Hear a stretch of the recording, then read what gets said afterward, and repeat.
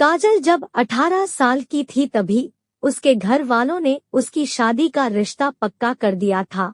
उस समय वह बहुत ही दुबली पतली थी, इससे उसका सीना बहुत ही कम था, बिल्कुल ना के बराबर। काजल का रिश्ता पक्का होने के बाद उसके सहेलियों ने उसके साथ अश्लील मजाक करना शुरू कर दिया था। कहती थी कि अब तो काजल चौड़ी हो जाएगी, तो दूसरी कहती थी कि अब तो काजल मलाई मार के केला खाएगी। अपनी सहेलियों की बातें सुनकर उसे डर लगने लगा था कि ना जाने शादी के बाद क्या होगा।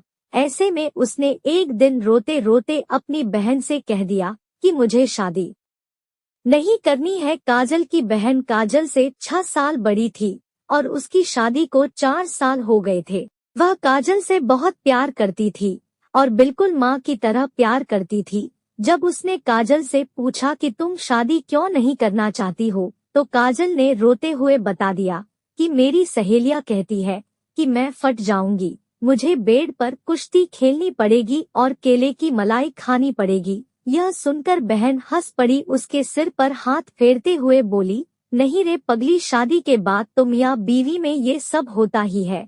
उसने कहा कि नहीं दीदी, मुझे कुछ नहीं पता इस बारे में। तब काजल की बहन ने काजल को समझाया कि तेरी शादी होगी तो तेरा पति तुझे चुनेगा और प्यार करेगा, तेरा बदन भर देगा और एक दिन तुम उसके बच्चे की माँ बन जाओगी। शुरू शुरू में थोड़ा दर्द होता है पर बाद में बहुत मजा आता है। लेकिन मेरी सहेली ने ऐसा क्यों कहा कि मैं फट जाऊंगी? तब उसकी बहन ने कहा कि अरे पगली, उन्होंने ऐसा इसलिए कहा कि जब पहली बार पति के साथ करोगी तो तुम्हारी सिल टूट जाएगी और तुम दोनों का जिस्मानी रिश्ता हो जाएगा।